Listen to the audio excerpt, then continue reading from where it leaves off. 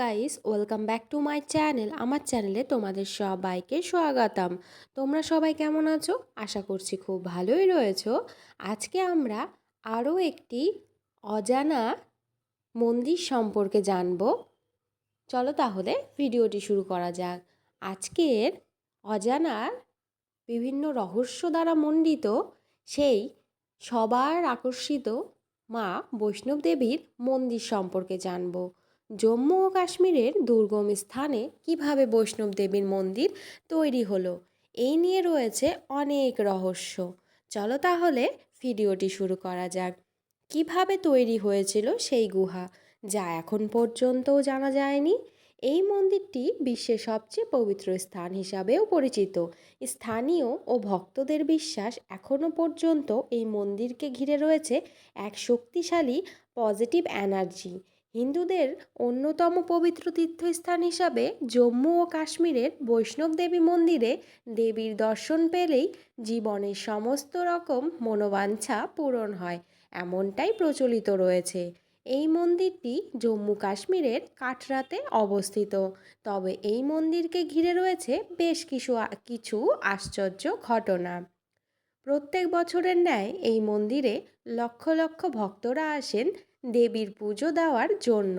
ভারতের পৌরাণিক ইতিহাস থেকে জানা যায়, ভারতের দক্ষিণে অবস্থিত একটি ছোট গ্রামে জন্মগ্রহণ করেন ত্রিকুটা। রত্নাকর সাগর এবং তার স্ত্রী বিয়ের পর নিঃসন্তান ছিলেন।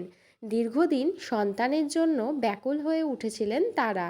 অবশেষে তাদের কোলে জন্ম নেয় এক কন্যা সন্তান। এই কন্যা সন্তানের জন্মের পরেই তারা শপথ নিয়েছিলেন যে সন্তানের ভবিষ্যতের ওপর কোনো প্রকার হস্তক্ষেপ করবেন না তারা।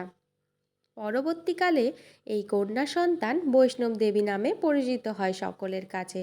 মাত্র 9 বছর বয়সে সে রাম ও বিষ্ণুকে তুষ্ট করার জন্য প্রায়শ্চিত্ত করে যান।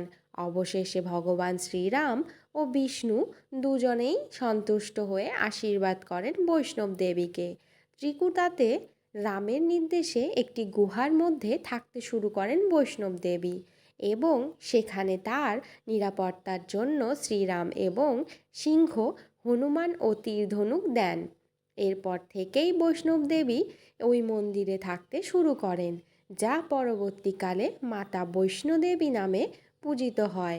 তবে কিভাবে তিনি এই দুর্গম স্থানে থাকতে শুরু করেছিলেন তা নিয়ে আজও পর্যন্ত রহস্য রয়েছে। বৈষ্ণব দেবী পুজোর কারণেই 9 দিন ধরে নবরাত্রি পালন করা হয় দেশ জুড়ে। আর এই কথাও প্রচলিত আছে যে মাতা বৈষ্ণব দেবী কলিযুগের সময়কে নিজের সন্তানের মতো রক্ষা করেছিলেন। কিভাবে তৈরি হয়েছিল সেই গুহা, যা এখনও পর্যন্ত জানা যায়নি।